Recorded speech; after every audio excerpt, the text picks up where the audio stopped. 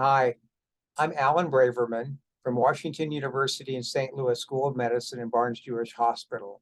Today, it's my pleasure to provide information on medical therapy and Marfan syndrome. This is an update from the 2022 ACC AHA aortic disease guidelines, and it's brought to you by the GenTAC Alliance. The ACC-AHA guidelines were rewritten, published in 2022, and provide a large section on managing genetic aortic disease, including Marfan syndrome. Today, I'll highlight information on the medical therapy for individuals with Marfan syndrome.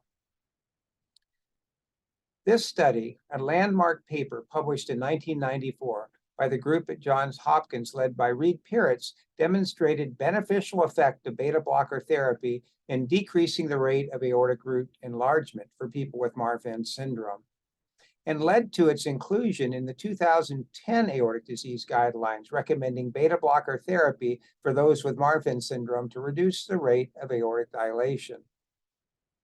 Fast forward 10 years or so, losartan, an ARB drug, was demonstrated in this mouse model to prevent aortic aneurysm by the group from Johns Hopkins.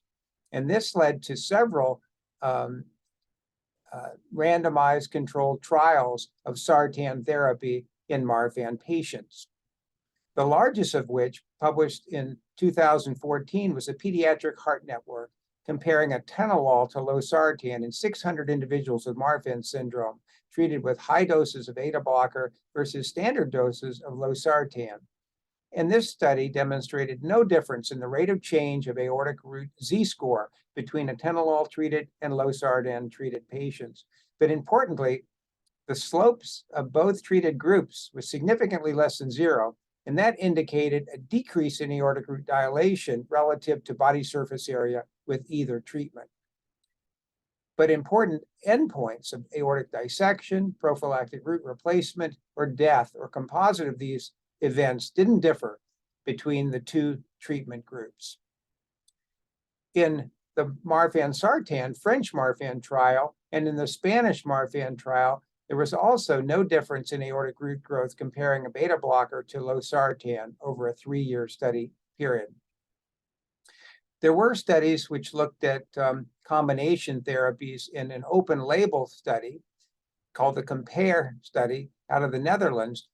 And losartan in this study was associated with a lower rate of aortic growth compared to no treatment or beta blocker alone, and 75% of patients in this study were on beta blockers.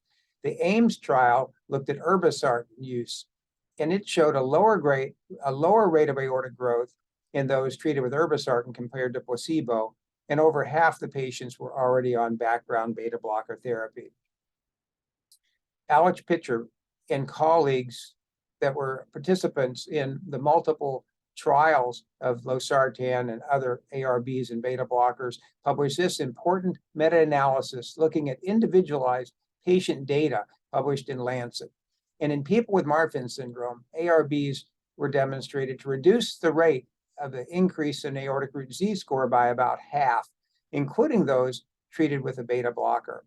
The effects of beta blocker were similar to those of ARBs, and assuming additivity, combination therapy with both ARBs and beta blockers from the time of diagnosis was opined to provide even greater reduction in the rate of aortic enlargement compared to either treatment alone. So what's new in Marfan syndrome based upon the guidelines published in 2022? A Class 1 recommendation is provided that in patients with Marfan syndrome, treatment with either a beta blocker or an ARB drug in maximally tolerated doses is recommended unless contraindicated to reduce the rate of aortic dilation. And the recommendations provide a 2A indication or recommendation that in people with Marfan syndrome, the use of both beta blocker and an ARB in maximally tolerated doses is reasonable to reduce the rate of aortic dilation. So practically, we introduce one medicine or the other for our individuals with Marfan syndrome, up titrate to maximally tolerated doses, and consider the use of both beta blocker and ARB in these patients. This has been Alan Braverman from Washington University on behalf of the GenTAC Alliance, providing recommendations for medical therapy in Marfan syndrome.